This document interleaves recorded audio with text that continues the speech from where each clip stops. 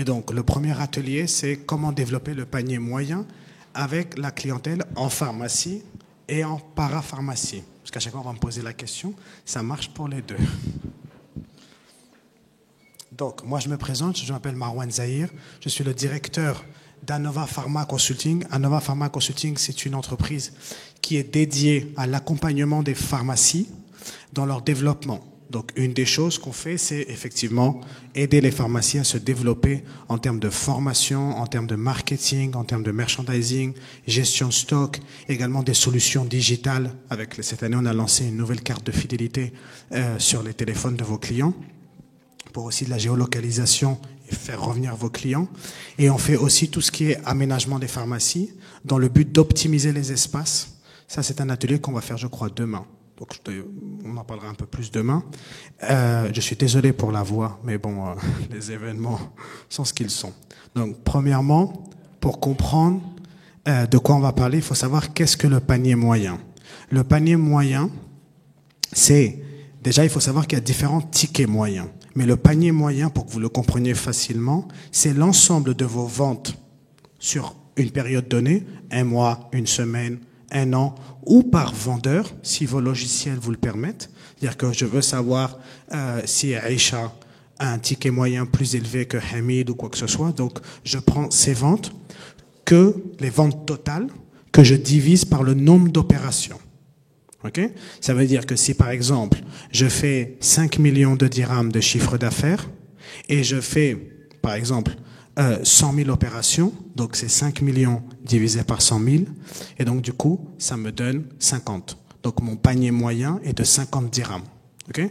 Mais ça ne veut pas dire que toutes les ventes sont pareilles, parce qu'après, effectivement, on va différencier 3 types de tickets moyens en pharmacie. Le ticket médicament, pourquoi on le différencie des autres? C'est parce que c'est pas nous qui faisons les ordonnances.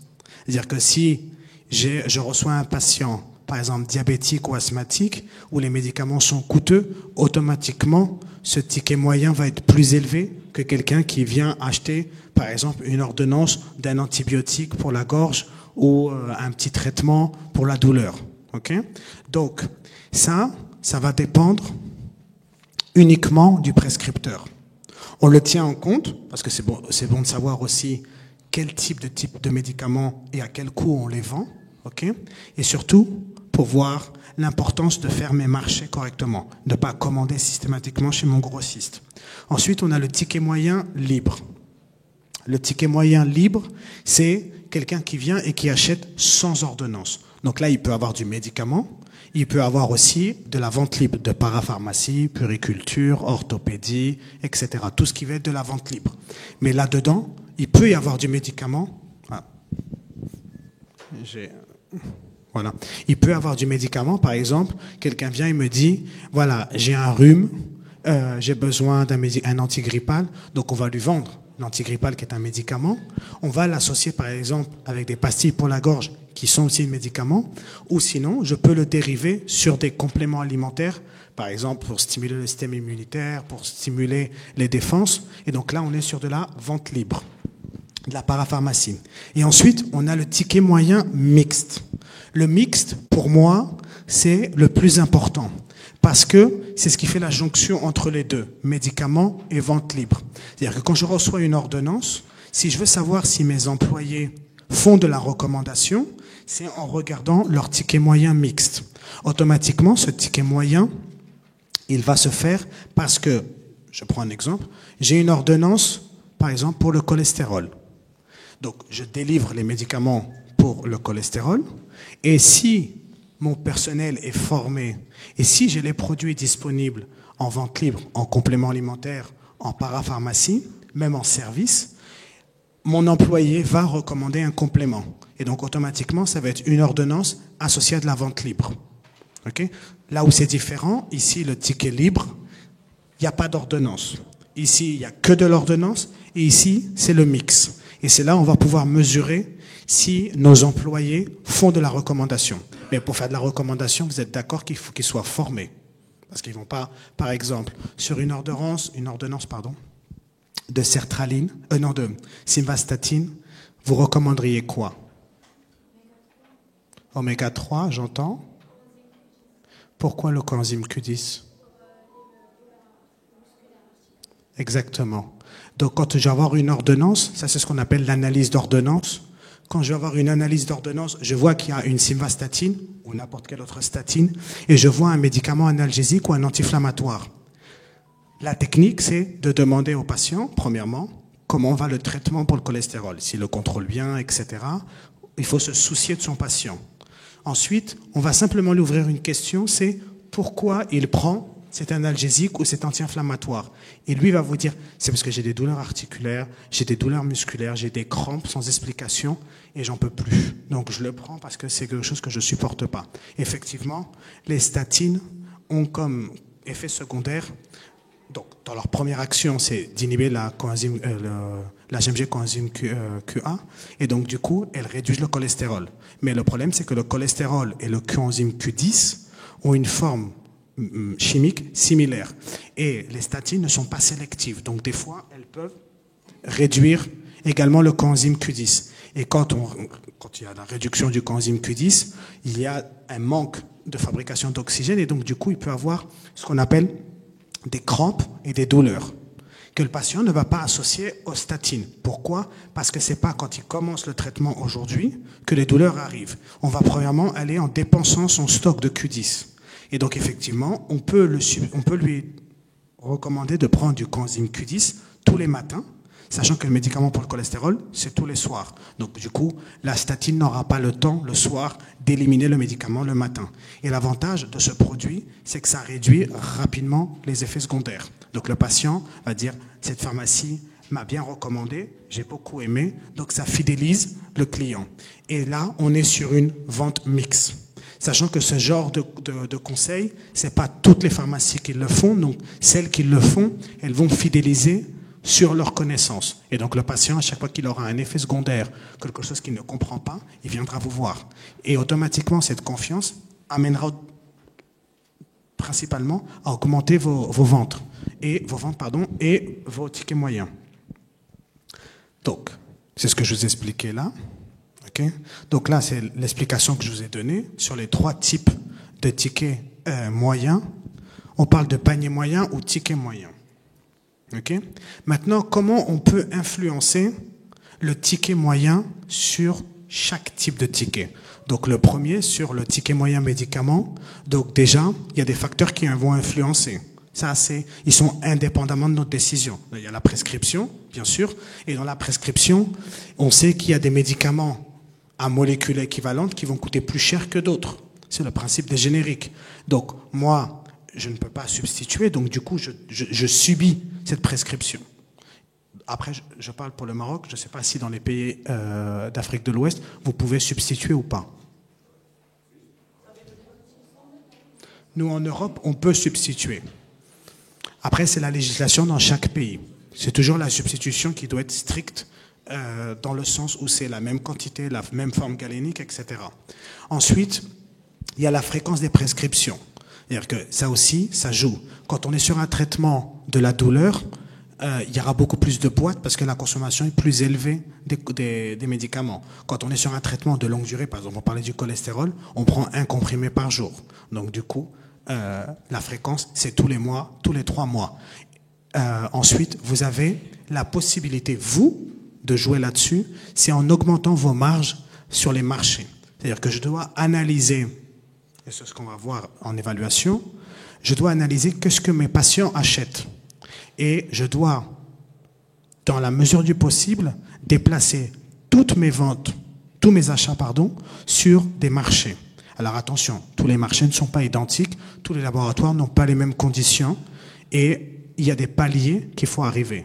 Et donc, d'un côté, il faut éviter d'être trop gourmand sur les marges et bien contrôler la quantité du stock qu'on va avoir. Parce que si on a trop de stock, on a aussi de l'argent immobilisé. Et l'objectif, c'est pas d'avoir la meilleure remise pour qu'ensuite le stock soit à la pharmacie au-delà du délai de paiement. Okay, donc il y a un calcul stratégique qu'il faut faire, c'est que si le laboratoire me donne 60 jours de paiement, ma commande doit couvrir 60 jours et les délais de livraison. En général, on compte 2 semaines. Il faut toujours avoir 2 semaines de sécurité sur la livraison ou sur, par exemple, le fait qu'il y a les week-ends, il y a les jours fériés. Donc, il faut toujours que j'ai à peu près 60 jours et 2 semaines pour couvrir mon stock en pharmacie. Maintenant, si le laboratoire me dit que c'est 30 jours, eh ben là, je réduis la quantité à 30 jours. Je sais qu'il y a des laboratoires qui sont à l'étage, au-dessus de nous, et je sais que beaucoup se plaignent, me disent « Oui, mais ils me demandent beaucoup, et moi, avec ces quantités-là, j'arrive pas à une marge décente pour commander sur 60 jours. Et donc, du coup, je vais commander sur peut-être même 6 mois, 7 mois, 8 mois. Et ben peut-être que dans ce cas-là, il ne faut pas faire le marché, parce que ça va impacter votre trésorerie. Vous allez me dire, on va perdre de la marge. Oui, vous allez perdre de la marge. Mais ce qui est important, c'est que les salaires de vos employés, vos taxes et vos obligations financières avec vos banquiers, etc., se payent avec de l'argent. Ne se payent pas avec des boîtes de médicaments. Donc, du coup, automatiquement, si vous allez devoir faire des lignes de crédit, ces lignes de crédit, les banques ne vous les donnent pas gratuitement. Elles vous mettent un intérêt. Cet intérêt va venir se retirer sur cette marge. Donc, il faut faire ce calcul financier. Est-ce que c'est intéressant de commander beaucoup pour avoir une bonne marge, sachant que la quantité que je vais demander va dépasser cette période de paiement. Si maintenant, je suis une pharmacie installée depuis plusieurs années, j'ai une très bonne trésorerie parce que j'ai très bien géré mes achats, ponctuellement, je peux dire qu'avec ce laboratoire, je vais faire l'effort parce que j'ai la trésorerie qui me le permet. Mais il faut éviter que la trésorerie soit à chaque fois tirée vers le bas pour maintenir vos marges. En général, on arrive à faire les deux. On arrive à maintenir une bonne marge avec une trésorerie saine. La stratégie, donc, il y a une stratégie de merchandising avec le médicament. Vous avez la possibilité, là on parle de médicaments conseils, pas de médicaments sur ordonnance, vous avez la possibilité de bien exposer les médicaments où vous allez faire vos marchés. Et c'est ce qu'on appelle aussi les protocoles de vente. Donc c'est associé, vous avez vos équipes qui vont être formées, on va leur expliquer, par exemple, quel antigrippal on va donner en première recommandation. Pourquoi? Parce que j'ai fait un marché, j'ai une bonne remise. Et l'autre antigrippal, eh ben, il ne m'intéresse pas parce que j'ai pas fait de marché. Et le problème, c'est que les conditions du laboratoire sont trop dures pour que je puisse faire le marché. Et vous allez me dire, oui, mais si le client, il me demande ce produit-là. Vous allez toujours pouvoir trouver, sans discriminer le produit, attention, on est pharmacien, on ne dit pas qu'un produit est mauvais. Ce mot doit être banni de votre vocabulaire. C'est-à-dire que tout ce qu'on vend en pharmacie est bon. Déjà parce que ça a passé la réglementation, donc c'est autorisé. Et ensuite, aujourd'hui, je ne suis pas, on va dire, en bon accord financier avec ce laboratoire, mais d'ici quelques années, peut-être que je vais pouvoir faire de bons marchés avec ce laboratoire, ou ce laboratoire aura changé ses conditions et donc du coup elles sont accessibles pour moi. Donc si moi pendant 2 ans j'ai dit c'est pas bien, ça va être difficile devant vos patients et vos clients leur dire maintenant c'est bien. Donc il faut éviter. Par exemple sur les antigrippaux, vous avez toujours la possibilité de chercher des effets secondaires de certaines molécules incluses dans cet antigrippal que l'autre antigrippal ne va pas avoir. Par exemple, vous avez des antigrippaux qui vont contenir du dextrométhorphane. Okay? Le dextrométhorphane est un dérivé de codéine. Et le dextrométhorphane se donne comme antitussif. Donc, si on a une toux grasse, si on est asthmatique, si on prend des antidépresseurs, on ne peut pas prendre de dextrométhorphane ou de dérivé de codéine. Donc, je suis en train de dévier l'idée que mon patient avait initiale d'acheter ce produit pour sa sécurité. Et indirectement, je le dirige vers un produit qui est plus intéressant pour ma pharmacie, qui va lui fonctionner également. On parle d'antigrippal, on ne va pas lui donner quelque chose qui n'a rien à voir avec ce qu'il venait chercher. Pareil avec les sirops, pareil avec tous les produits de conseil. Vous avez aussi, par exemple, les patients qui sont sur cours marine. Pareil, il y a certains produits qui ne peuvent pas appliquer ou prendre. Et donc, du coup, je peux dévier sur un autre produit. Donc là, c'est ce qu'on appelle les protocoles. Et ça, ces protocoles de vente, je vais pouvoir les influencer avec le merchandising et la formation à l'équipe. Ensuite, vous avez aussi des offres groupées et des promotions qui peuvent être par les laboratoires eux-mêmes, qui peuvent être faites aussi par vos grossistes. Vous avez des grossistes qui vous proposent des marchés, des petits marchés. Vous n'arrivez pas aux top conditions du laboratoire, mais ça vous permet au moins d'arriver à une marge, parce qu'ils vous donnent une remise entre 10 et 15%. Il faut savoir que sur le médicament, quand vous avez une remise de 15%, vous avez à peu près 40% de marge, ce qui est très bien. C'est-à-dire 40%, alhamdoulilah, on ne va pas cracher dessus. Maintenant, quand vous avez 25% de remise, c'est quand vous faites des commandes directes via vos laboratoires, vous arrivez à 50% de marge. Et là, c'est très intéressant. Vous avez aussi la possibilité de groupement. Ça se fait de plus en plus, ça commence à arriver au Maroc. Vous avez des groupements qui vous proposent des achats groupés. Nous, chez Anova Pharma Consulting, on n'a pas de groupement, mais on invite les pharmaciens qui n'ont pas la capacité sur certains laboratoires. Ça ne veut pas dire que je dois faire tous mes marchés chez ce groupement. Je peux prendre ponctuellement ce qui m'intéresse, parce que c'est aussi important que votre nom, par exemple Pharmacie Anova, ait son nom chez le laboratoire. Si moi je passe toujours chez le grossiste ou toujours chez mon groupement, eh ben le laboratoire ne me connaît pas. Parce que lui, il me facture à moi, mais il me facture via le groupement. Donc lui, il sait que je suis du groupement, ou via mon grossiste. Donc là, le grossiste, il ne vous voit même pas. Donc il est bien de temps en temps, et dans la majorité partie du temps, de commander chez le laboratoire directement. Comme ça, le laboratoire vous connaît.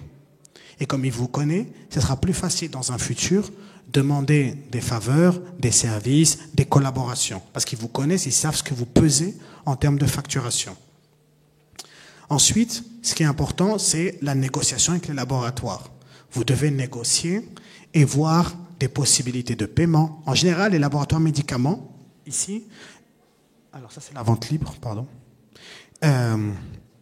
Les médicaments, c'est bien géré parce que en général, c'est bien structuré leurs conditions. C'est-à-dire que le délégué, quand il vient, la condition, elle est déjà préparée et vous avez juste à suivre. Ensuite, par rapport à la stratégie pour augmenter votre vente de médicaments, c'est ce qu'on appelle la gestion de l'ABCD. J'en avais parlé l'année dernière et beaucoup ne le connaissent pas. C'est la rotation, ce qu'on met en bas, l'évaluation contrôle de l'ABCD, c'est la rotation de vos produits. A, ça veut dire que ça se vend tous les jours. B, ça se vend moins que tous les jours, mais ça se vend plus de tous les 15 jours.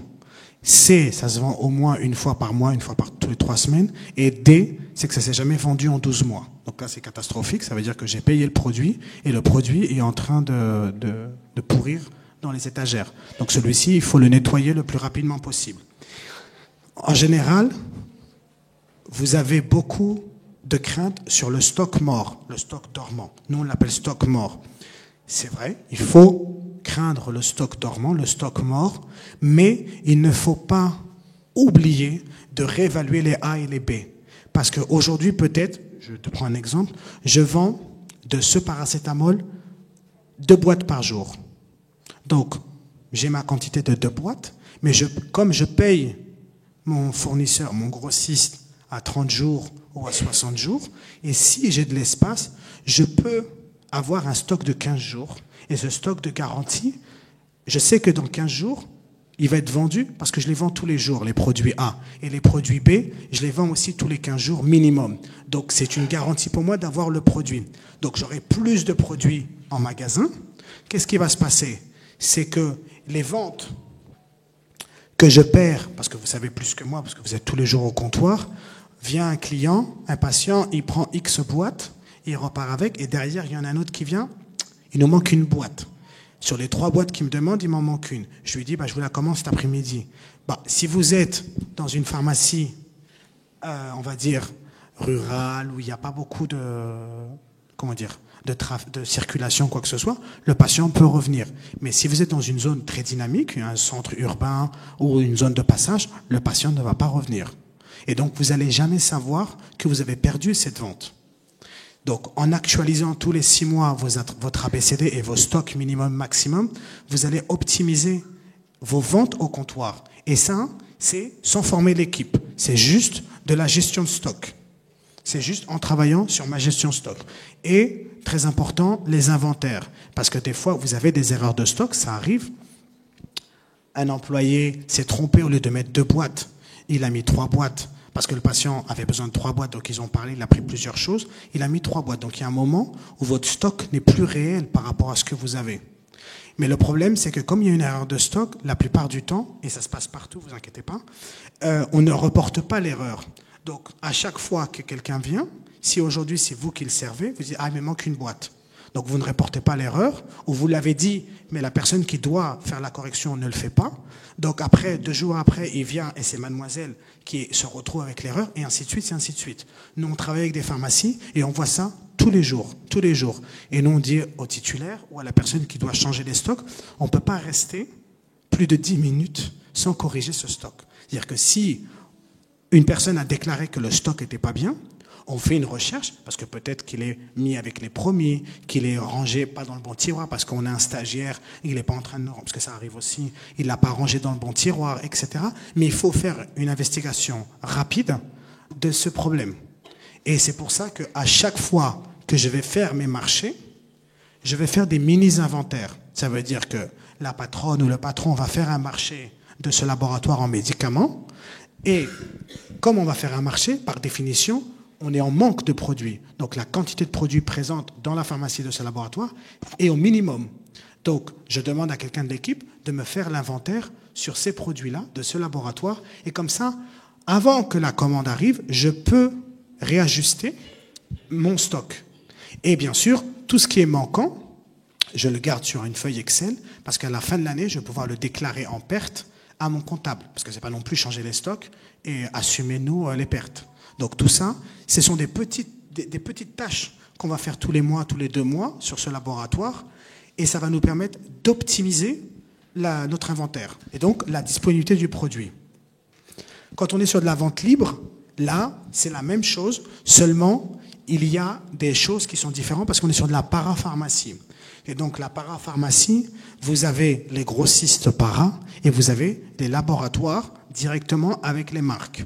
Et vous avez la possibilité aussi de faire des achats de groupements entre pharmacies dans la même zone où vous êtes géographiquement. Des fois, quand je parle de groupement, c'est pas forcément un groupement officiellement déclaré. Ça veut dire papa, maman et moi avons une pharmacie, mais on fait les achats ensemble sur la para parce que, par exemple, sur telle pharmacie, ma mère n'arrive pas arriver sur telle marque, elle n'arrive pas à la condition, mais moi, par exemple, sur la marque capillaire, c'est moi qui n'arrive pas à cette condition. Donc, du coup, on se complète entre nous. Donc, si vous avez de la famille, des amis très proches, si vous avez un système qui fonctionne et qui soit efficace, je vous invite à le faire, bien sûr, parce que ça vous permet d'optimiser vos marges. Et il faut prendre en compte aussi la saisonnalité, les offres spéciales et l'accessibilité des produits. Ça, c'est quelque chose qu'on trouve dans beaucoup de pharmacies. Vous avez peur du vol. C'est normal. Tout le monde a peur du vol. Même moi, dans mon agence, on a peur d'être volé. Le vol de data de clients ou quoi que ce soit. C'est notre préoccupation à tout le monde. Le problème, c'est que malheureusement, ce sont des études qui ont été publiées plusieurs fois et elles sont réelles. Peu importe le pays, peu importe, parce qu'au final, on est tous des êtres humains. Plus le produit... Je parle de vente libre, là. Je ne parle pas de médicaments. Plus le produit est accessible au client, plus le client va l'acheter facilement. Donc, quand je veux faire ma balance entre vol, risque de vol et augmentation des achats par les clients, dans la majorité, dans tous les cas, l'augmentation de la vente va compenser l'espace libre au client. Il faut éviter il faut éviter les obstacles qui vont permettre aux clients d'arriver. Par exemple, si vous regardez les grandes marques, on oublie la pharmacie, quand vous regardez les grandes marques, que ce soit Zara, que ce soit Carrefour, Margène, ou même, par exemple, parce que quand on a beaucoup de clients à Casa, on nous parle à chaque fois de côté para. Côté para, tout est en vente libre. C'est-à-dire que les clients peuvent tout toucher quasiment. Ils peuvent tout prendre, ils peuvent tout toucher, ils peuvent tout mettre dans les paniers.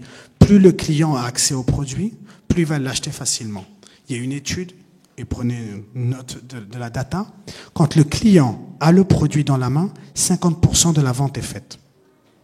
Ça veut dire que le client a déjà un intérêt sur ce produit-là. Donc, j'ai plus qu'à argumenter ou lui compléter le produit.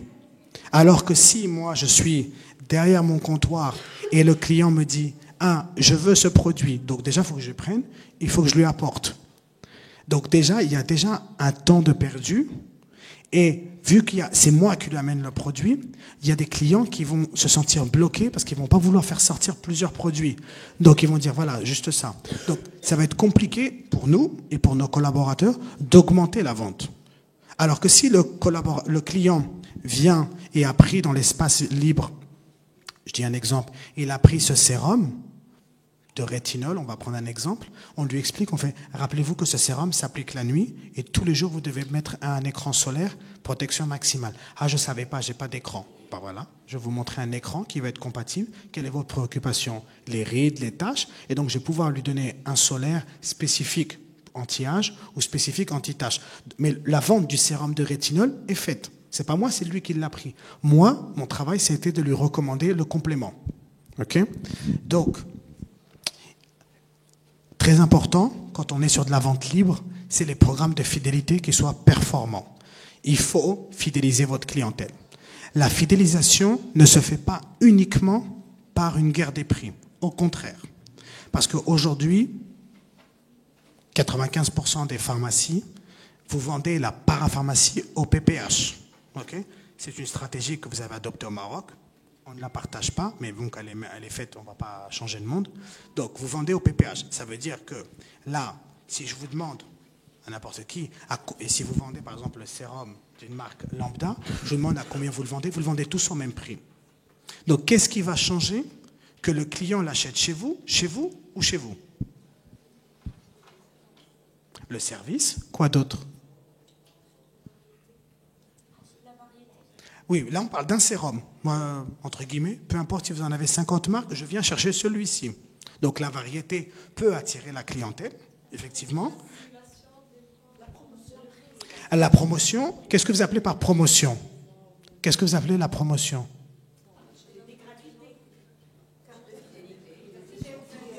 Combien d'entre vous ont un système de fidélité dans leur pharmacie? Levez la main. Pas tout le monde ensemble. Hein. Là, j'ai compté 2 là-bas, 3, 4 pharmacies. Et si on pose la question, par exemple à côté Para, votre concurrent que tout le monde me nomme, il a un programme de fidélité. La fidélisation, la récompense, c'est ce qui va faire la différence. C'est ce qui va faire que les clients disent, plutôt que d'acheter mon sérum chez elle, ma crème pour le corps chez lui la semaine prochaine, ou mon shampoing la semaine prochaine chez elle, j'achète chaque semaine, parce qu'économiquement ça me convient, ou j'achète par rapport à mes besoins. Je n'ai pas forcément besoin d'un shampoing aujourd'hui, mais dans 2 semaines j'en aurai peut-être besoin. Je l'achète chez elle parce qu'elle me récompense via un programme de fidélité qui va être aussi performant. Le programme de fidélité, ce n'est pas uniquement donner des points. L'idée aussi, c'est de faire un système de fidélité qui fait des bons d'achat plutôt que de donner de la remise. Je sais qu'il y a des pharmacies qui font de la remise. Et fait voilà, si vous achetez plus de 1000 dirhams ou plus de je ne sais plus combien, je vous fais 10%. Mais les 10%, vous les perdez. Parce que quand vous réduisez la facture de 1000 dirhams de 10%, ça fait 100 dirhams. Les 100 dirhams, ils restent dans la poche du client. Ça ne veut pas dire qu'il va dépenser 100 dirhams en plus chez vous. Non? Les 100 dirhams, il peut les dépenser en face chez Margène ou chez Africa pour faire son plein d'essence. Moi, ça ne m'intéresse pas de lui donner 10% pour Africain. Ça ne m'intéresse pas du tout. Moi, je veux lui donner les 10% ou les 5%, c'est vous qui choisissez vos pourcentages, mais je veux lui donner sous forme de bon d'achat pour qu'il continue de consommer chez moi. Et lui-même, comme il est consommateur, il va dire « Ah, ça m'arrange parce que du coup, j'ai un bon d'achat. Aujourd'hui, j'ai accumulé, après X achats, j'ai accumulé un bon d'achat de 100, 150 dirhams. Et justement, j'ai besoin d'un shampoing. Et ben, je retourne chez elle. » L'avantage, c'est qu'au lieu de disperser mes achats, je vais les centraliser sur un point. Je ne vais pas forcément tout acheter aujourd'hui, mais sur le mois, sur les 2 mois, les 3 mois, j'irai au même point. Et l'avantage, que quand ce programme, quand on veut le pousser plus loin, et on le met performant, on va le digitaliser, je vais pouvoir faire de la communication avec mon client de manière intelligente. Parce que nous avons des pharmacies, même en Europe, qui envoient des WhatsApp ou des SMS massifs. Ça ne marche pas. La seule chose que vous faites, c'est déranger vos clients. Je prends un exemple. Moi, je ne me fais pas de coloration. Ok, vous avez bien compris que moi, j'en fais pas. Donc, moi, si aujourd'hui je reçois une publicité d'une coloration, pourquoi il m'a envoyé ça? J'ai pas d'enfant. Donc, si on m'envoie une publicité, parce qu'il y a moins 20% sur les biberons. Donc, il y a un moment où je dis, mais ce qu'elle m'envoie, ça n'a rien à voir avec ce que je demande. Donc, du coup, ou je vais la bloquer, ou si c'est via email, je l'envoie en spam. Donc, je ne verrai plus jamais ces communications. Maintenant, je suis une personne qui voyage, je prends soin de moi, je me lave les cheveux comme tout le monde. Donc, si par exemple, la pharmacie a une promotion, elle me dit voilà, nouveau arrivage de produits avec des formats voyage, et elle sait que moi, je voyage beaucoup, elle va me l'envoyer à moi et pas à une autre personne ou à un groupe de personnes qui sont les voyageurs. Ou, par exemple, les mamans, ceux qui ont des enfants, on va leur envoyer à eux des promotions de bébés. On ne va pas les envoyer à des gens qui n'ont pas de bébé. Pareil, sur le capillaire, je l'enverrai, par exemple, si j'ai des produits spécifiques pour hommes sur la chute des cheveux, en complément alimentaire comme en produits d'usage topique, je l'enverrai sur un segment de clients, les hommes qui ont entre 30 et 50 ans et qui ont acheté dernièrement un produit capillaire dans ma pharmacie. Et si j'ai ce programme performant, je peux segmenter ma clientèle. Et donc, je vais pouvoir la cibler parfaitement. Et donc, chaque client va recevoir une communication qui lui va être dédiée. Lui va penser que ça va être dédié. Il va dire, oui, j'ai des problèmes de cheveux, donc ça m'intéresse. Après, effectivement, il y a des communications générales. Quand c'est Ramadan, quand c'est le Nouvel An, quand c'est l'Aïd Kbir, là, effectivement, le message est généralisé. Mais ce qui va se passer, c'est que ces messages généraux vont être ponctuels dans l'année. Parce que ça va être quand ça va être des fêtes religieuses, quand ça va être des événements spéciaux au niveau du calendrier. Et également, quand j'ai une spécificité dans ma pharmacie. Par exemple, demain, pour X raison, nous allons fermer pour inventaire. Donc, je peux avertir mes clients comme quoi demain, nous sommes fermés. Mais au lieu de les avertir ce soir que demain, je n'ouvre pas, l'idée, c'est de les avertir en début de semaine. Comme ça, ils viennent faire leurs achats avant et c'est pas... demain, ils vont à la pharmacie d'en face. Non, l'objectif, c'est voilà, attention, samedi, je suis fermé parce que je fais un inventaire, donc n'hésitez pas à venir du lundi au vendredi si vous avez besoin de quelque chose. Donc, c'est ce genre de communication personnalisée. Pareil, sur la vente libre, on va toujours évaluer en faisant gestion de stock et contrôle de l'ABCD. Ça, c'est très important parce que c'est ce qui va me permettre de modifier mon stock et de l'adapter en fonction de la saisonnalité également. Là, par exemple, on va sortir bientôt de l'hiver. Donc, tout ce qui est pour le froid, les peaux sèches, ça va bientôt se réduire. Donc là, on arrive sur Ramadan. Donc ça, c'est une spécificité qu'ont les pays arabes et les pays arabo-musulmans. C'est que quand il y a Ramadan, il y a d'autres nécessités. Donc, on va passer plus sur des nécessités de compléments alimentaires, problèmes digestifs, problèmes de transit. Et ensuite, quand on va sortir de Ramadan, il y aura le beau temps, donc on va pouvoir commencer à communiquer sur les allergies et ensuite les solaires. Donc il faut que j'adapte mon stock en fonction de ça. C'est-à-dire que là, aujourd'hui, vous êtes à Officine Expo, n'oubliez pas de toutes vos commandes qui vont être associées au système digestif parce que vous en allez avoir besoin pour la fin du mois, début du mois prochain.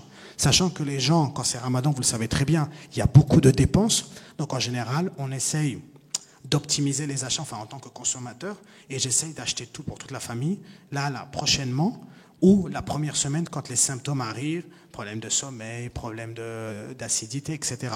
Donc, mes produits doivent être bien visibles, et je dois bien communiquer, et pendant le Ramadan, effectivement, comme c'est une période d'un mois, toutes les semaines, pouvoir faire une communication via mes réseaux sociaux, via le offline, ça veut dire dans la pharmacie, donner des conseils. Comment éviter l'acidité, comment éviter, par exemple, les troubles du sommeil, comment éviter l'irritabilité. Je suis fumeur, comment je peux faire pour ne pas être en manque pendant le Ramadan parce que je ne peux pas fumer en journée, etc., etc. C'est de l'accompagnement de vos patients. Et tout ça, ça joue sur la fidélité et ça va jouer sur votre ticket moyen. Parce que le client, quand il va venir, il va dire « Ah, je ne savais pas ça ». Lui, il venait pour autre chose et d'un coup, il repart avec cette chose en plus. Et donc, le ticket mixte, c'est la même chose. Okay? Donc, pour ne pas répéter 3 fois la même chose, c'est le même système. Okay? Donc, c'est très important, l'analyse et l'optimisation. Donc, quand on parle de ticket moyen, je suis sûr que beaucoup d'entre vous, quand ils sont venus, peut-être, vous avez pensé qu'on allait donner une formation de technique de vente, de comment augmenter le ticket moyen. Malheureusement, aujourd'hui, vos collaborateurs ne sont pas là. Donc, expliquer technique de vente, c'est pas très utile pour vous. Vous, en tant que gestionnaire de votre pharmacie, la partie importante, c'est les analyses. C'est très important que vous analysiez votre pharmacie sur la rotation de vos stocks, sur la disponibilité, c'est ce que vous disiez vous, sur le choix des produits, l'achalandage que vous avez. Il faut que je puisse couvrir la nécessité. Cette analyse, elle passe en utilisant des logiciels. Vos logiciels de vente, en général, vous permettent de faire ça. Une analyse régulière des données pour ajuster les tendances et votre stratégie. Nous, par exemple, chez Anova Pharma Consulting, on fait de la gestion stock pour nos clients. C'est-à-dire que tous les mois, on s'occupe de leur marché. On s'occupe d'optimiser ces stocks minimum et maximum. On analyse également les stocks morts.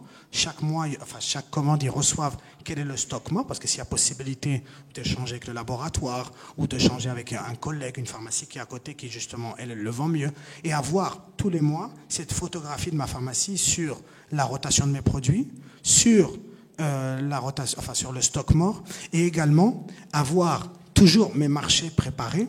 Ça, c'est une question qu'on nous posait plusieurs fois. Combien de marchés je dois faire par mois? Nous, on ne parle pas en termes de quantité de marché, sinon en termes de pourcentage. Okay? Le pourcentage, c'est que vos marchés aujourd'hui doivent être à peu près de 60% de vos ventes. C'est-à-dire que 60% de ce que j'ai acheté doit se faire via marché. Et les 40% restants, c'est via le grossiste. Pourquoi? Parce que vous avez des produits qui ont une rotation faible. Même si je les vends et je les commande, je n'arrive jamais au marché. Parce que la quantité de marché, par exemple, c'est ce que je vends sur 1 an ou 2 ans. Il n'est pas possible de faire un marché comme ça. Et après, il y a aussi, ça existe, il y a des médicaments, il y a des produits qui n'existent pas en marché. Vous n'avez que le choix de le commander. Par exemple, c'est le cas des injectables, etc. Vous ne pouvez le commander que chez le grossiste. Donc, on a toujours besoin du grossiste. Attention, je ne dis pas que le grossiste, il faut l'éliminer. Non, parce que le grossiste lui-même, il a des mini-marchés qui peuvent me donner plus de marge. Et, très important, le feedback de vos clients. Il faut avoir ce feedback, savoir quelle est l'opinion de votre pharmacie. Est-ce qu'ils vous perçoivent cher? Est-ce qu'ils vous perçoivent agréable? Est-ce qu'ils vous perçoivent que vous êtes serviable? Parce que des fois, vous avez des pharmacies, c'est le cas avec les manquants, vous souffrez tous les manquants. Même nous, en Europe, on a le problème des manquants. Et des fois, il y a des patients qui ne comprennent pas, et c'est tout à leur raison, qu'un médicament aussi important soit en rupture. Et mais comment ça c'est en rupture? Moi je fais comment? Il n'y a que ce médicament, il n'y a pas d'équivalent, il n'y a pas de générique. Donc ils sont frustrés parce qu'ils vont voir qu'ils vont interrompre leur traitement. Mais s'ils voient qu'en face, la personne a tout fait, et elle a appelé 3 grossistes, elle a appelé un collègue, et voilà, non. On a appelé les 3 grossistes, ils n'ont pas la pharmacie d'en face, ou par exemple, une pharmacie amie ou proche de la famille, on l'a appelé, ils ne l'ont pas. On est vraiment désolé. La personne, elle ne va pas vous jeter la faute. Parce qu'elle va dire, il a tout fait, il a tout essayé, ce n'est pas sa faute. Mais même si vous ne lui avez pas vendu le produit, ça lui reste dans la tête, eux, ils cherchent à fond. C'est-à-dire qu'ils ne me disent pas non, tout de suite, non, non. Non, on ne dit jamais non, tout de suite. Le non doit être vraiment l'ultime recours, je ne peux pas, parce que je dois reconnaître aussi mes limitations.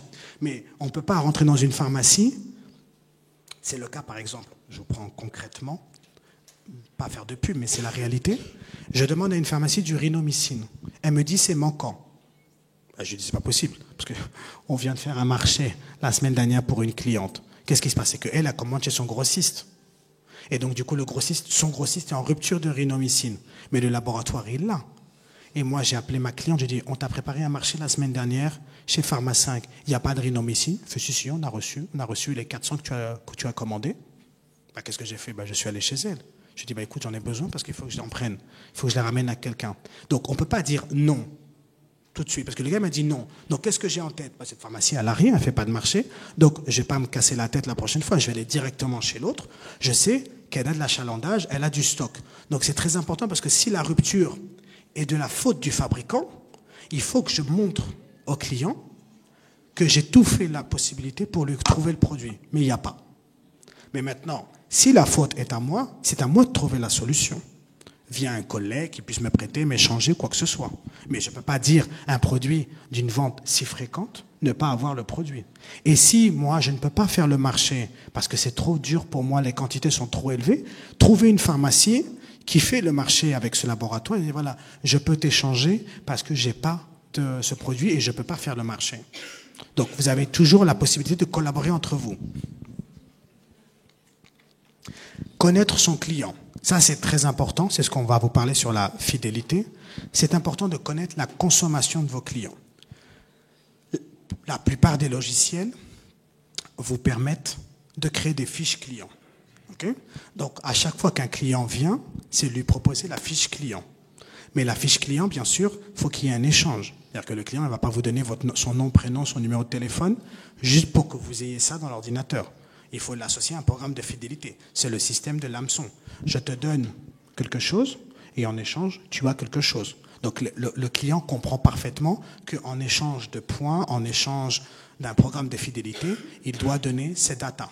Et là-dessus, je vais pouvoir suivre sa consommation. Par exemple, j'ai un événement de cosmétiques, il y a une promotrice qui va venir la semaine prochaine. Ce que je vais faire, c'est que je vais regarder les clients qui ont consommé ce produit, enfin cette marque, dans ma base de données et les inviter en priorité. Ensuite, dans un deuxième temps, je vais prendre les clients qui ont consommé de la cosmétique similaire à cette marque, que je vais inviter dans un deuxième temps. Mais dans un premier temps, je vais pouvoir remplir mon calendrier pour la promotrice avec les clients fidèles de la marque. Et ensuite, ceux qui m'intéressent, de les dévier. Mais je ne vais pas envoyer massivement à tout le monde, parce que si monsieur n'est pas intéressé par le produit, parce qu'il n'a jamais acheté, il n'est pas dans cette liste, ça ne sert à rien d'envoyer un message pour envoyer un message. La seule chose que je vais faire, c'est l'embêter. Et donc après, quand je verrai un message important pour lui, il ne va pas le regarder, il ne va pas le lire. Donc en ciblant ce qu'on appelle la segmentation de la clientèle, je vais pouvoir optimiser, mais aussi ma collaboration avec le laboratoire. Pourquoi? Parce que la promotrice, quand elle va bien vendre, déjà c'est moi qui gagne, mais ensuite la promotrice, je vous rappelle que quand elle rentre, le laboratoire lui demande des comptes. Qu'est-ce que tu as fait chez un tel? Ah, j'ai pas arrêté. Toute la journée, j'ai eu tout le monde. Depuis 10 heures le matin jusqu'à 20 heures, j'ai pas arrêté. Donc automatiquement, le laboratoire va le voir via les marchés que vous allez passer, que justement, le fait de vous envoyer un promoteur ou une promotrice, ça fonctionne. Et donc, du coup, plutôt que de vous l'envoyer tous les 15 jours, il vous dire, écoutez, est-ce que vous êtes intéressé qu'on vous l'envoie toutes les semaines? Ah oui, moi je suis intéressé que vous m'envoyez toutes les semaines la promotrice. Et vous avez des pharmacies qui ont tous les jours un promoteur. Pas parce qu'ils vendent beaucoup, pas parce qu'ils sont dans le meilleur quartier de Casablanca ou le meilleur quartier de Marrakech, c'est parce qu'ils organisent les rendez-vous. Et donc, quand la promotrice vient, elle travaille, elle n'est pas comme ça, en train d'attendre, elle dit, il n'y a personne qui rentre dans cette pharmacie, et les deux qui sont rentrés, c'est avec une ordo, ils ne m'ont même pas regardé. Non, elle est occupée toute la journée. Il faut savoir que les laboratoires, ils sont prêts à investir, si vous aussi, vous faites de l'investissement de votre part. L'investissement, c'est quoi? Qu'est-ce qu'il vous demande le laboratoire? Faire des commandes. Mais les commandes, elles sont faites pour être vendues. Donc l'objectif, c'est de la rotation de produits. Donc ça va être, vous, de bien connaître la consommation de vos clients pour segmenter. Et il faut des services additionnels. Vous pouvez avoir des services, maintenant c'est autorisé, de tests. On a les tests de grossesse, les tests de Covid, les tests de la grippe, etc. Et donc vous aurez de plus en plus de tests. Il faut les proposer. Ça ne veut pas dire, parce que j'entends des pharmacies me disent, oui, j'ai commandé le test Covid et j'en ai pas vendu. Oui, mais est-ce que vous le proposez? Parce que dans le tiroir, c'est bien joli, mais si vous ne le proposez pas, par exemple, là, tous les gens qui viennent et qui veulent acheter un antigrippal, ou qui vont vous dire, donnez-moi un antibiotique, parce que j'ai mal à la gorge, parce que j'ai la grippe. Oui, mais déjà, si vous avez la grippe, l'antibiotique, par définition, ça ne marche pas. Faites-vous le test de Covid pour au moins éliminer cette option. Si vous avez Covid, c'est un autre traitement. Si vous n'avez pas Covid, okay, eh ben on pourra vous dériver sur un autre traitement. On va pouvoir orienter le traitement. Mais au moins, le client dit, ah, il y a la possibilité. On ne le force pas, mais on lui donne la possibilité de se faire son dépistage. Et automatiquement, et c'est le sujet d'aujourd'hui, j'augmente mon panier moyen quand je fais ça. Parce que du coup, je rajoute le test dans la vente. Et le programme de fidélité. Ça, c'est très important. Malheureusement, au Maroc, mais même dans d'autres pays, on a l'habitude de dormir sur le médicament et les ordonnances et on oublie de fidéliser nos clients. Toutes les grandes entreprises, peu importe le secteur, que ce soit l'aviation, que ce soit le train, enfin le transport en général, que ce soit les restaurants, que ce soit l'habillement, le loisir, ils ont des programmes de fidélité, justement pour récompenser leurs clients fidèles. Ils ont des programmes qui sont tellement performants qu'ils vont par niveau. Parce que ça fait déjà plusieurs décennies qu'existe le programme. Ils ont réévalué leur programme, ils ont réévalué leur statut, leur niveau, etc. Ils ont développé des nouveaux services et donc ils ont pu développer ces programmes de fidélité. Et nous, aujourd'hui, l'optimisation des produits, donc il faut diversifier les produits, ça c'est très important, mais ça ne veut pas dire que je dois tout avoir. Ce que je dois faire, c'est couvrir toutes les nécessités. Je vous prends un exemple. J'ai des gens qui ont des problèmes d'acné, des problèmes de rosacea, des problèmes de peau sèche. Ça ne veut pas dire que je dois avoir 20 marques ou 3 marques sur l'acné, 4 marques sur la rosacée et 3 ou 4 marques sur les peaux sèches. Non. Ce que je vais faire, c'est que je vais aller chercher les marques à forte marge et aussi, parce que ça me permet aussi d'avancer, celles qui sont le plus prescrites ou le plus demandées dans ma zone, toujours en corrélation avec la marge, et avoir, par exemple, de ce laboratoire-là, je vais travailler les peaux grasses. Mais de ce autre laboratoire, je vais travailler les peaux sensibles. Et de ce autre laboratoire, je vais travailler, par exemple, les anti-âges. Ce qui va faire, c'est que je vais avoir plusieurs laboratoires. Donc, si demain, j'ai besoin, parce qu'un client me demande un autre produit hors de ce segment que je suis en train de potentialiser sur ce laboratoire, je peux le commander parce que je suis client chez lui ou via mon grossiste. Mais au moins, je vais pouvoir augmenter mes achats progressivement sur ces marques-là parce que j'ai segmenté les thérapies en cosmétique comme en corporel et également en compléments alimentaires. C'est-à-dire que les compléments alimentaires, je peux prendre une marque qui va être spéciale parce qu'ils ont plusieurs produits, parce que c'est demandé, sur l'immunité. Une autre marque de compléments alimentaires où je vais être le plus fort là-dessus sur tout ce qui est contrôle de poids. Et après, je vais avoir une autre marque de compléments alimentaires, par exemple, pour les enfants. Et donc, je vais avoir cette marque que je vais potentialiser quand quelqu'un va me demander des vitamines, des compléments pour les enfants. L'avantage, c'est que je travaille avec différents laboratoires, je couvre la nécessité de mes patients, de mes clients, et surtout, l'image que je donne, c'est que j'ai beaucoup de marques. Parce que du coup, si j'ai une marque pour les enfants, une marque pour le contrôle de poids, une marque pour l'immunité, une marque pour le collagène, une marque pour autre chose, ça me permet de diversifier mes étagères et donner l'impression, une fois que c'est bien rangé, bien sûr, que j'ai du choix. Et le merchandising, c'est très important. Il faut bien exposer les produits, il faut donner envie aux clients d'acheter. Il faut que le client, quand il rentre dans la pharmacie, dans vos pharmacies, vos parapharmacies, ils disent « Ah, j'adore venir ici parce que ils ont tout, on trouve facilement ce qu'on veut, et ils achètent. » Donc, la vente conseil, donc ça c'est très important, ça passe malheureusement, ou heureusement, ça dépend comment vous le voyez, par la formation de vos équipes. C'est très important, par exemple aujourd'hui à Officine Expo, combien de collaborateurs il y a? Qui est collaborateur de sa pharmacie? Comment? Un employé. Vous êtes titulaire? Oui. Est-ce que vous êtes venu avec quelqu'un de votre équipe? Donc le problème, c'est que par exemple, dans d'autres pays, dans les foires, type Officine Expo, les employés aussi viennent. Donc ils découvrent les nouveautés. Et il y a des ateliers comme ceux-là où on peut les former. Aujourd'hui, je ne fais pas de formation parce que je sais qu'il n'y avait pas d'équipe qui vient. Donc, je vais former qui? Oui? Ah, qui va bosser? Ça, c'est la rotation que vous faites de votre entreprise. Là-dessus, je ne rentre pas. Mais je veux dire, par exemple, là, c'est très important qu'il faut former vos équipes sur les techniques de vente et sur les connaissances des produits. Parce qu'aujourd'hui, au Maroc, le pharmacien est formé, il a un cursus avec un doctorat, qu'il le fasse au Maroc ou qu'il le fasse à l'étranger, c'est entre 5 et 6 ans d'études. Donc, en général, tous ceux que vous êtes ici, vous êtes très bien préparés. Mais malheureusement, vous n'êtes pas tout seul dans votre pharmacie. ou heureusement, parce que vous avez besoin d'une équipe. Mais cette équipe, il faut la former. Bien sûr, il ne faut pas l'envoyer à la fac de pharma, on ne va pas les transformer en pharmaciens, mais il faut leur faire du suivi, il faut les former en technique de vente, en protocole de vente, pour que, quand moi je ne suis pas là aujourd'hui, parce que vous êtes là, que les clients qui vont aller à la pharmacie, les patients qui vont aller à la pharmacie, ils aient l'assurance de recevoir le même conseil que quand la patronne ou le patron est là. Et ne pas dépendre uniquement de vous. Vos employés doivent être comment ? Oui, mais c'est ça le problème. Ça, c'est une chose que vous faites tous. Par exemple, je prends un exemple concret. Au sein de mon entreprise, à Nova Pharma Consulting, on prépare un logiciel.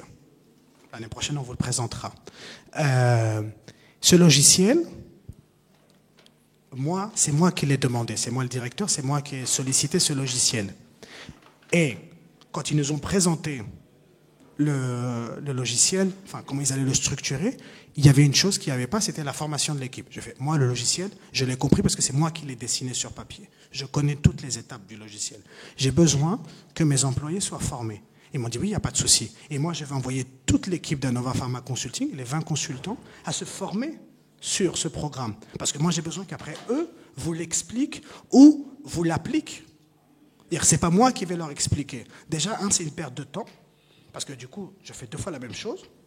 Et deuxièmement, avec tout le respect que j'ai pour vous et que j'ai pour moi, par exemple sur ces informaticiens, en aucun cas je me substitue au travail de l'informaticien pour former. Expliquer, c'est différent, mais former.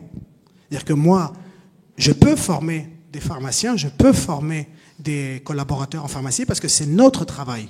Mais maintenant, on me demande de former mon équipe sur cet outil informatique. Non, moi j'ai dit à l'agence laquelle on a embauché, vous le faites vous parce que c'est vous les experts.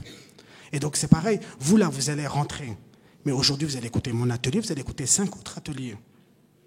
Ça fait beaucoup d'informations. Il y a des choses que vous allez oublier. Il y a des choses que vous n'allez pas penser à poser la question. Ou vos employés vont vous poser des questions et sur le moment, vous dites « Ah, je n'avais pas pensé à cette question.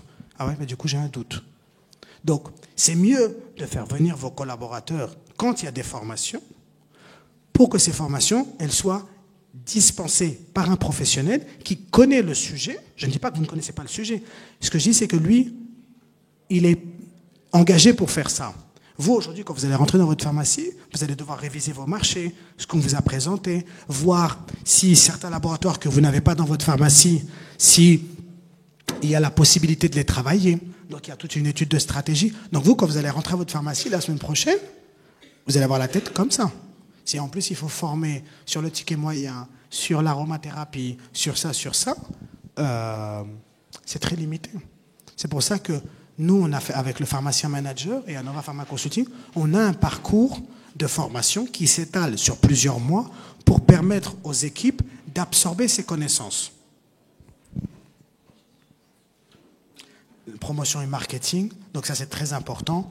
Très important, l'affichage des prix. Alors ça, c'est quelque chose que vous ne faites pas. Ou quand vous le faites, c'est des étiquettes qui sont collées sur le produit. Donc sur le médicament, ça ne sert à rien parce que le prix est national. Donc là, on ne met pas les prix. Et sur certains médicaments, le prix est déjà indiqué. Mais sur tout ce qui est vente libre, moi, je ne recommande pas de coller les étiquettes sur les produits parce que si je dois les changer, le laboratoire va me dire « Oui, mais il y a votre prix ».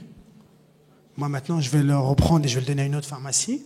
Et l'étiquette est à votre prix, à votre nom. Donc, quand je vais retirer, ça va abîmer le produit. Donc, c'est mieux d'avoir des réglettes. Et sur les réglettes, on met les prix. Et quand vous vendez au PPH, il faut communiquer PPV, PPH. Par exemple, nous, on a un logiciel sur les prix et on le propose aux pharmacies, justement, que vous puissiez personnaliser vos étiquettes.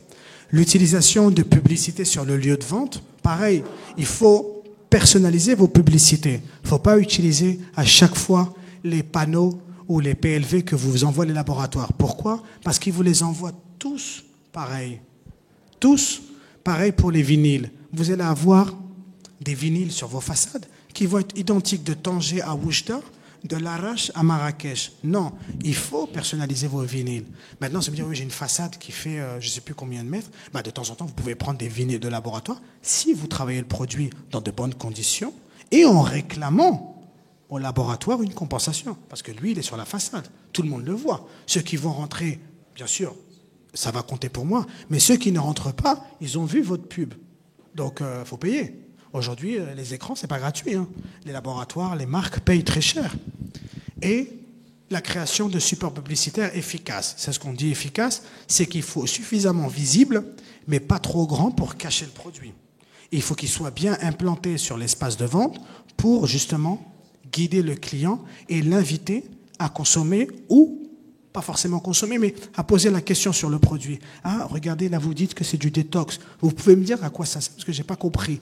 Automatiquement, il vous pose la question. Donc, il vous invite à lui expliquer. Donc, peut-être que lui, il ne savait pas du tout ce que c'était, mais il peut dire, ah oui, j'ai besoin de ça.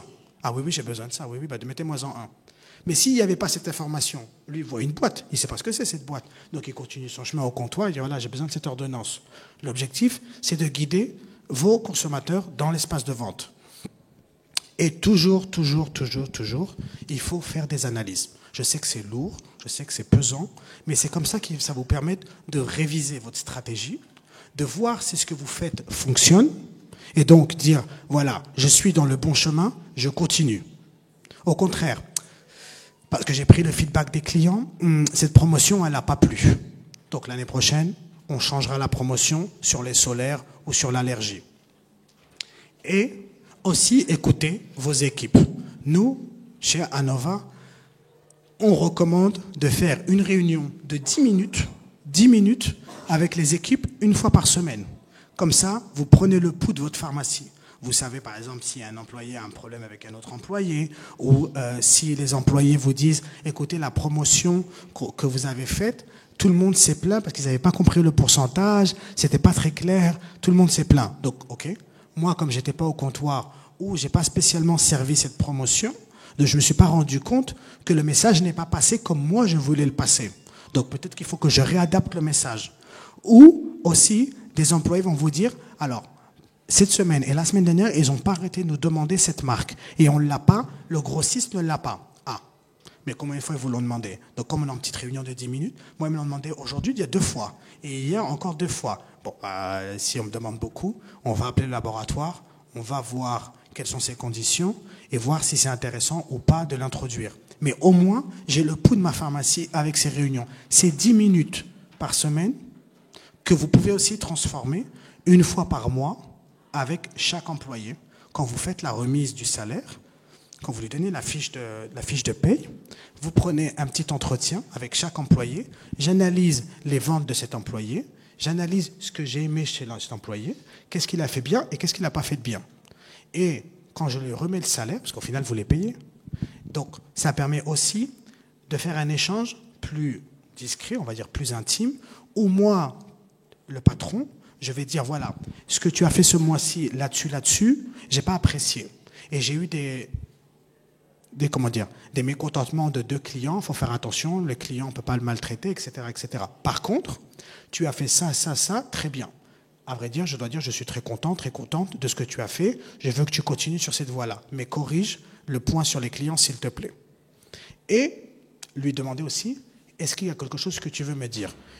Une doléance, une suggestion, etc. Et donc, il va dire, oui, j'ai un problème avec tel employé, ou j'ai un problème d'agenda, ou quoi que ce soit. Mais au moins, vous avez le pouls de votre équipe. Parce que moi, j'ai des pharmacies qui me disent, du jour au lendemain, un tel s'en va. Mais pourquoi? Je ne sais pas. Comment ça, je ne sais pas? Si quelqu'un part, on doit savoir pourquoi. Il part parce qu'il a trouvé meilleur ailleurs. Il part parce qu'il est fatigué de travailler avec nous. Il en a marre de travailler avec nous. Il part parce que tout simplement, c'est un problème à lui, donc du coup, on ne peut rien y faire. Mais par exemple, si c'est un bon employé, on est très content de lui. S'il part parce que quelqu'un lui a offert plus, il faut savoir combien il lui a offert. Et voir si moi, je peux arriver à cette condition. Et en même temps, négocier, ça ne veut pas toujours céder à l'augmentation de salaire. Je te donne plus de salaire, mais je te donne aussi plus de responsabilités en échange. Et des fois, seulement des responsabilités, ça permet de maintenir les employés, sans forcément les augmenter économiquement. Parce que beaucoup d'entre eux ont besoin d'une reconnaissance. De dire, voilà, Hamid, c'est le responsable de la para, Kenza, c'est la responsable de la zone puriculture. C'est des petites tâches qui, vous, ça vous ôte une note de l'épine. Enfin, ça vous permet de déléguer. Et surtout, eux, ils disent, voilà, moi je suis la responsable de la zone Intel. Je suis responsable de ça. Et donc, quand le travail est bien fait, eh ben, je lui dis, voilà, Kenza, la zone que tu gères, la puriculture, est très bien gérée. Je dois dire, je suis très content de ce que tu fais. Et elle, ça lui donne du baume au cœur d'écouter que sa patronne ou son patron lui disent, tu le fais bien le travail. Il y a des fois, il y a des gens, juste quand on dit en espagnol, une petite tape dans le dos, ils sont contents. Ils n'ont pas besoin de salaire en plus. Et vous avez d'autres personnes qui vont vous demander, effectivement, voilà, bon, vous êtes contente, maintenant il faut passer à la caisse. Après ça, il faut voir avec vos possibilités.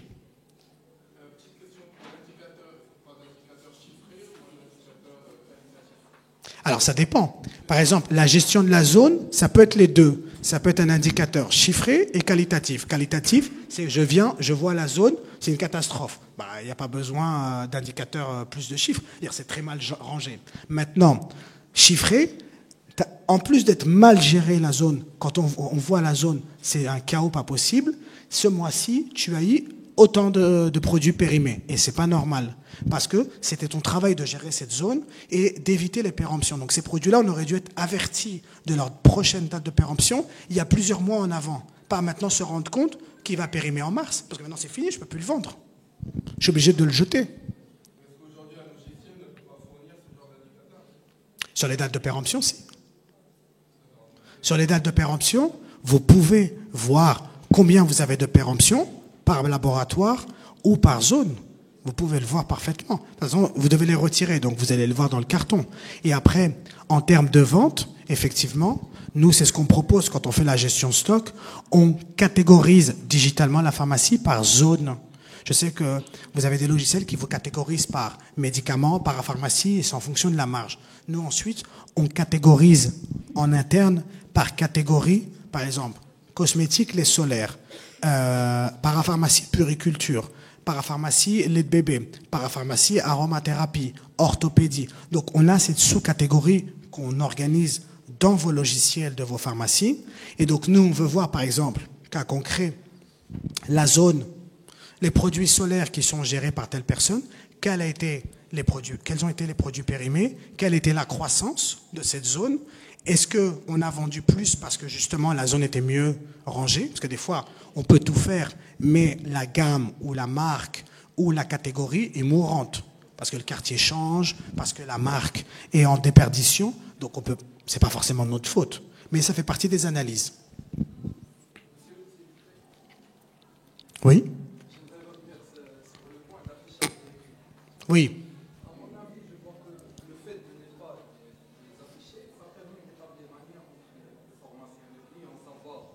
Alors, oui, mais si vous ne mettez pas le prix, comment il va savoir s'il est à l'aise? Oui, mais justement, vous faites vos courses chez Pargène ou Carrefour. Si, c'est la même chose. C'est la même chose. Moi, en tant que client, quand je rentre dans un magasin, je veux savoir les prix. Je veux savoir si j'ai les moyens et peut-être que le prix que vous avez est très bon. Parce que on dit que vous vendez tous au PPH. Mais imaginez-moi, hier, je suis allé dans une pharmacie, elle ne vendait pas au PPH, elle vendait plus cher. Et donc du coup, j'arrive dans votre pharmacie et je vois que vous êtes 30, 40 dirhams moins cher. Peut-être que je vous en prends 2 d'un coup. Mais si je ne vois pas le prix, je dis parce que je travaille au comptoir aussi. Je suis pharmacien et une des choses que je fais, c'est que je maintiens le travail au comptoir. C'est-à-dire que j'ai des clients, je leur dis, voilà, je vais passer la journée avec vous et je fais le comptoir. J'ai un client à Madrid qui n'affiche pas les prix. Je lui ai dit, j'en ai marre de faire la caissière. Je connais ses prix par cœur. Et vous me dites n'importe quel prix, n'importe quel produit de la pharmacie, je sais à combien il coûte chez Antonio. Parce que je l'ai répété tellement de fois et c'est pas mon travail d'être un logiciel, de savoir que la Cicaplast est à 12,90 ou que le grand modèle est à 19,90. Ça, c'est pas mon taf. Mon taf, c'est de vous expliquer pourquoi vous avez besoin de la Cicaplast. Donc, effectivement, le prix affiché va vous filtrer. Si c'est trop cher pour vous, vous n'allez pas poser la question. Mais ça évite aussi pour moi de perdre du temps. Parce que du coup, je vais vous expliquer quelque chose et je vous dis c'est 19,90. 200 dirhams. Ah non, bzef. Et de toute façon... Oui, mais vous pouvez pas baisser plus bas que le PPH.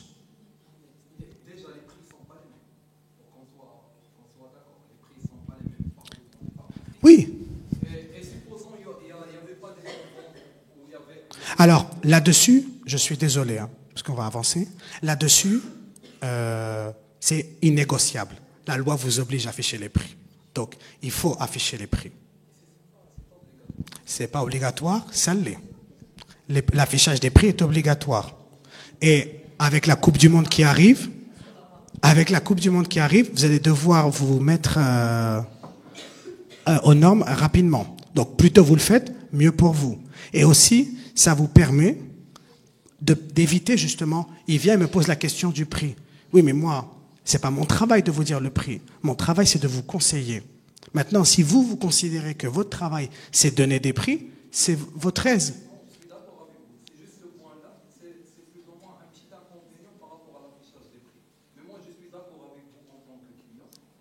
Tous les clients veulent savoir combien coûtent les choses. Alors, hormis si vous êtes milliardaire, vous rentrez, vous dites, moi j'achète tout sans regarder. Parce que j'ai des pharmacies où ils ont des clients extrêmement riches, mais vous ne pouvez pas imaginer la richesse qu'ils ont, ils s'en foutent du prix. Ils viennent, ils prennent, ils font, ah j'ai besoin de ça, j'ai besoin de ça. Vous pouvez leur dire 2000 dirhams, 5000 dirhams, 8000 dirhams, bah, ils s'en foutent, ils sortent la carte, ils payent. Mais ces clients-là, malheureusement, ce n'est pas la majorité. Hein? Oui, mais je veux dire, les gens qui ne regardent pas le prix, malheureusement, entre guillemets malheureusement, ce n'est pas la majorité de nos clients. Ils regardent les prix, tout le monde regarde les prix. Et vous avez aussi le souci, quand on est plus aisé aussi, on a plus de facilité d'aller à l'étranger. Donc du coup, un vol Marrakech-Madrid, ça se fait rapide. Hein. Ils font ses achats et ils reviennent dans la même journée. Donc, par rapport à la fidélité. Donc, là, je vous... Oui? Bien sûr? Oui. Alors, lorsqu'on fait la segmentation de clients, on va diffuser un message à tous nos clients. Alors. Dans ce cas, on doit faire attention, on doit passer au target.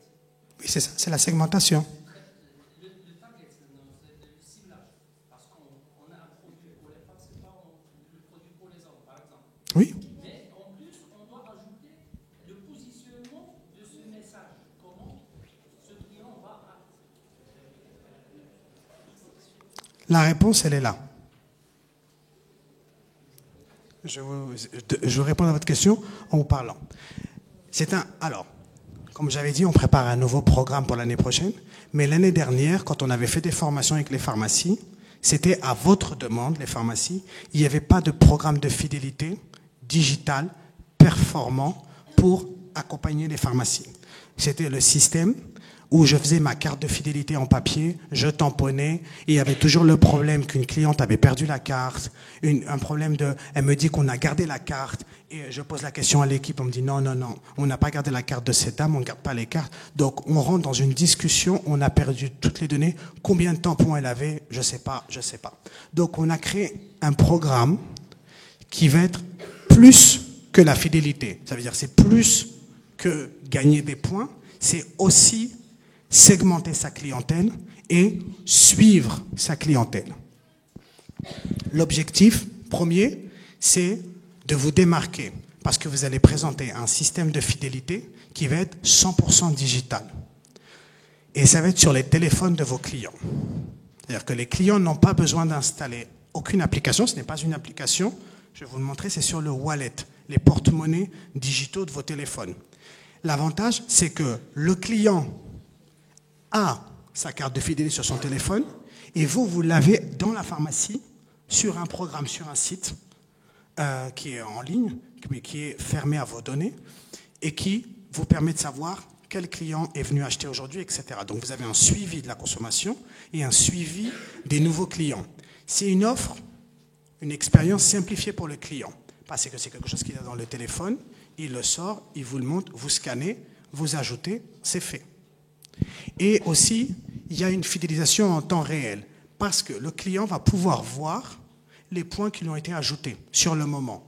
Ce n'est pas quelque chose que je ne vois pas. Non, je viens lui ajouter, et lui, tout de suite, il voit, ah, il m'a rajouté mon étoile, mon petit cadeau, mon petit coche. Donc, il peut dire, ah, effectivement, il m'a rajouté. Et c'est un système pour la pharmacie qui est 100% personnalisable. Il n'y a pas une carte de fidélité qui va être identique pour deux pharmacies. Pour la simple raison que, déjà, l'avantage pour les clients, c'est ça. et je vais vous montrer les avantages.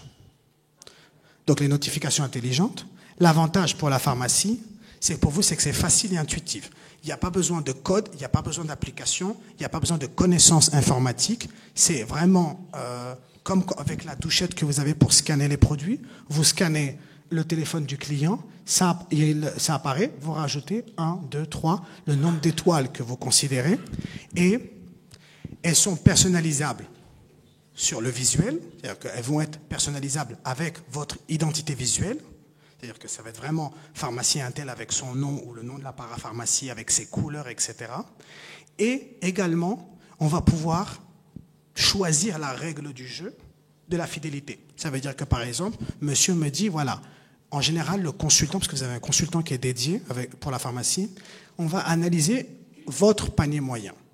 Et l'objectif, c'est que votre panier moyen, le bon que vous allez donner, doit être au même niveau ou un peu au-dessus pour inviter le client à consommer un peu plus.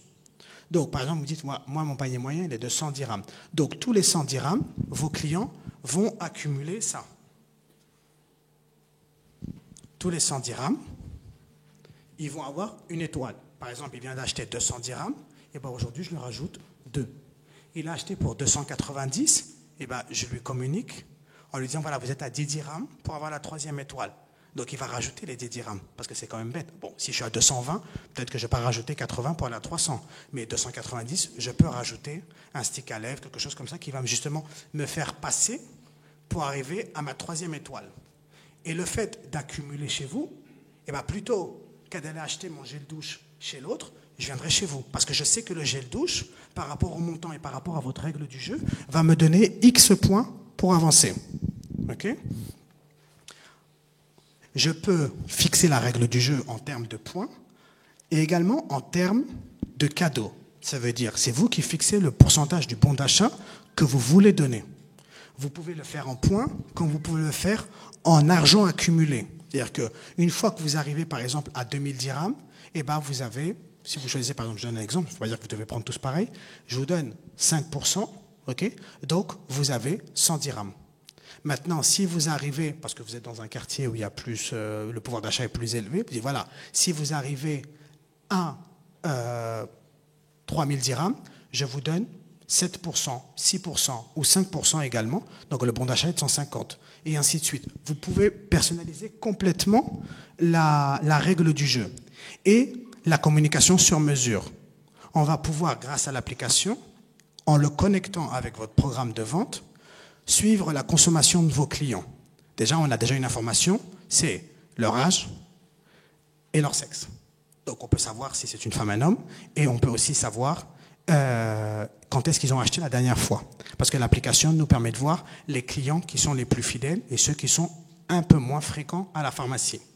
Donc c'est vraiment de la communication sur mesure. On va pouvoir communiquer sur des produits qu'ils ont l'habitude de consommer, si on a des événements, ou directement, on va pouvoir communiquer des sujets qu'on a envie de communiquer, par exemple avec le ramadan. Oui, nous on fait du suivi sur la parapharmacie. Et augmenter vos résultats, bien sûr, parce que c'est un logiciel qu'on utilise déjà à l'étranger. Et donc l'avantage de ce logiciel, enfin de ce programme, c'est que statistiquement, en termes de coût, ça vous coûte 7 fois plus cher de capter un nouveau client que de maintenir un client existant. Donc l'idée, c'est de maintenir cette clientèle, le comeback, faire qu'ils reviennent, et ensuite utiliser ces clients, parce que ces clients-là, automatiquement, ils parlent. Et dire, non, moi je vais chez monsieur, parce que cette pharmacie, parce qu'ils ont une carte de fidélité. Ah, la mienne, elle n'a pas de carte de fidélité. Bah, lui, il a la carte de fidélité, et moi, j'accumule des bons d'achat, des points. Donc, du coup, vous pouvez, via le bouche à oreille de vos clients, capter d'autres clients qui n'étaient pas dans votre cercle original. Et automatiquement, comme il y a une règle du jeu que vous fixez, certaines ventes, les clients, pour augmenter, je ne dis pas que tous les clients vont le faire, mais il y a beaucoup de clients qui le font, pour justement arriver au palier de la règle du jeu, ils vont accepter de dépenser un peu plus.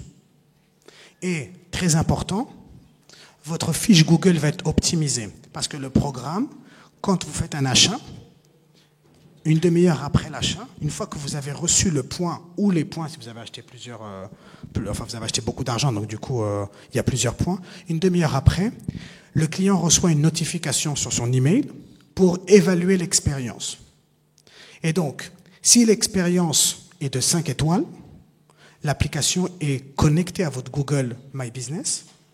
Donc, automatiquement, quand il met 5 étoiles, il est redirigé, il n'a rien à faire. Quand il clique sur 5 étoiles, paf, il y a le Google My Business qui apparaît et les 5 étoiles sont mises et on l'invite à mettre un commentaire ou sinon directement à publier. Qu'est-ce qui se passe? Là, c'est indépendamment de nous, mais c'est bon pour vous.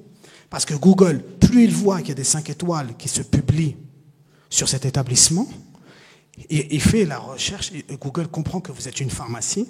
Donc quand les gens vont chercher pharmacie sur Google, parce que les gens ne cherchent pas le nom d'une pharmacie, ils cherchent le mot pharmacie. Et donc du coup, dans votre zone géographique, vous serez en première position, ou vous allez passer en première position, ou dans les premières positions de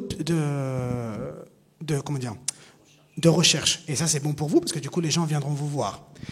Quand la note est inférieure à 5, elle est de 4, 3, 2 et 1, il n'est pas connecté au Google, pour pas qu'il nous mette un truc négatif, c'est directement, et lui là aussi, parce que des fois vous avez des clients, ça arrive, quand ils ont une mauvaise expérience, ce qu'ils veulent faire, c'est tout de suite mettre une mauvaise note sur votre Google.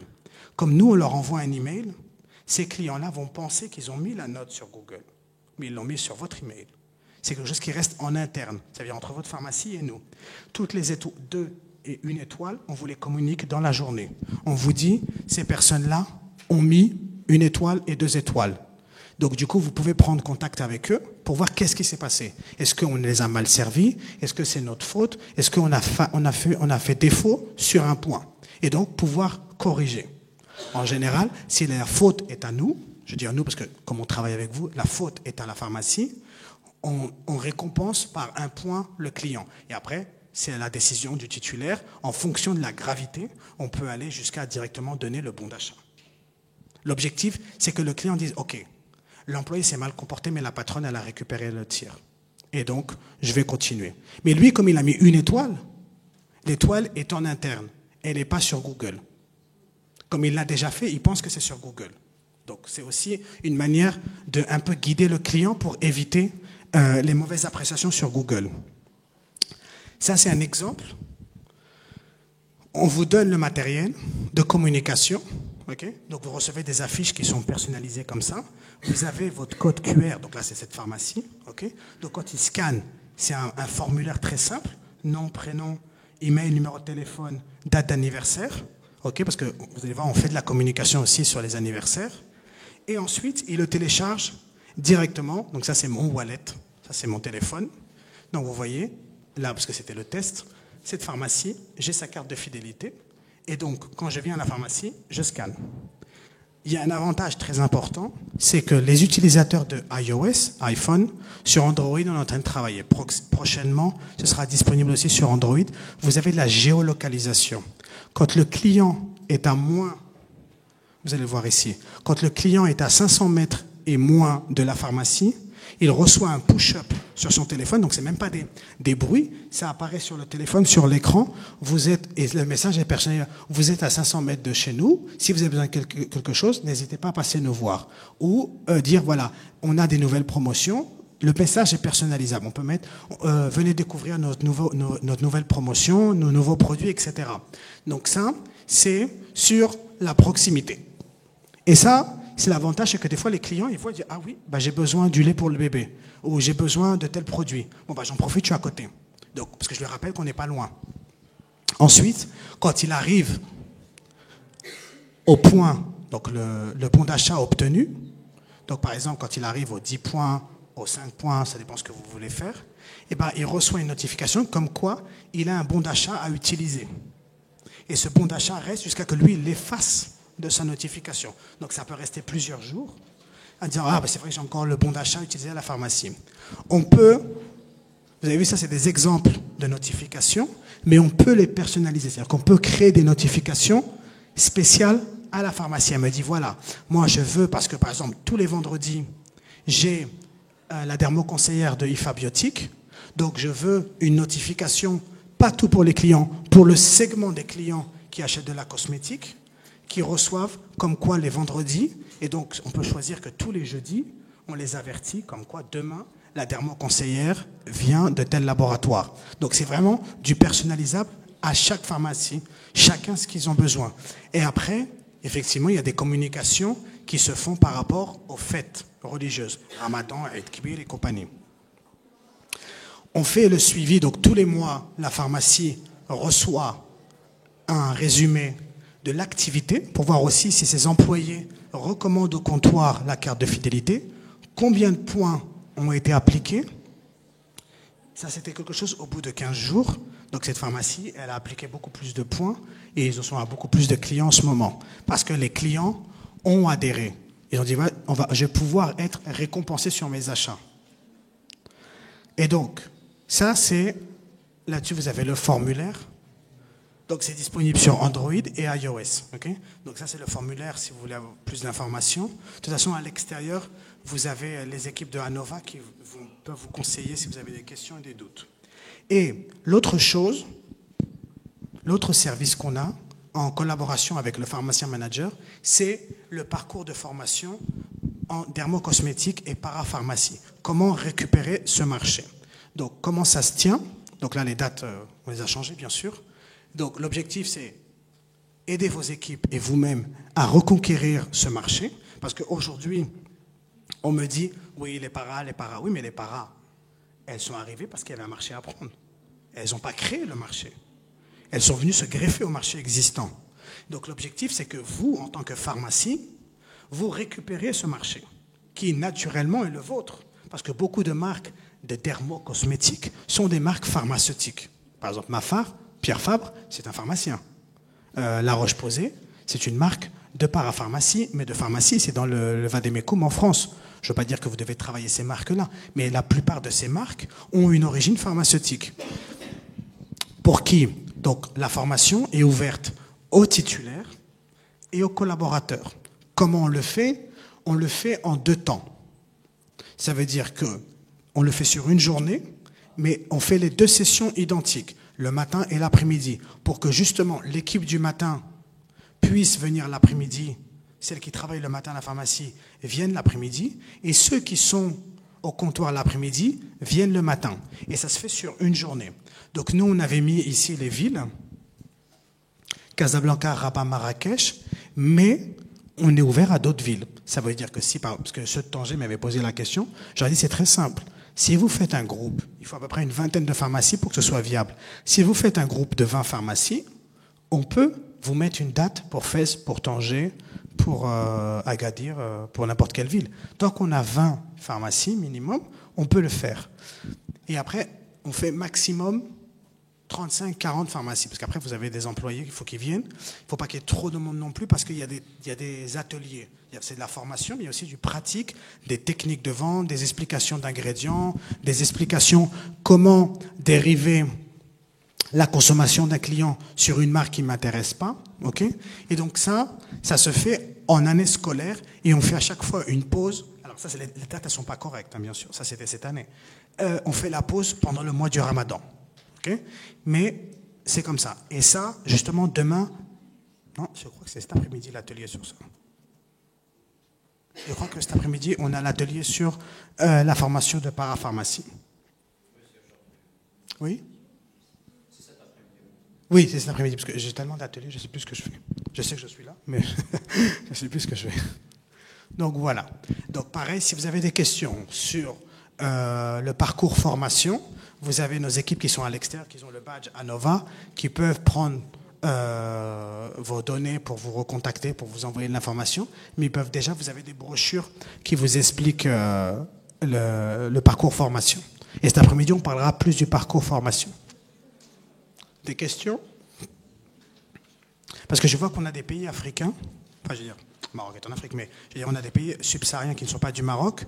Par exemple, le parcours formation, pour vous, c'est compliqué, parce qu'on ne va pas aller, hormis si vous faites un groupe de 20 pharmacies à Dakar, moi j'y vais. Mais le problème, c'est que ce service-là se fait au Maroc. On ne l'a pas encore externalisé. Par contre, le programme de fidélité, c'est un programme qu'on peut mettre en place dans n'importe quel pays du monde. parce que comme iOS et Android sont les leaders du marché au niveau international, ça s'applique dans n'importe quel pays.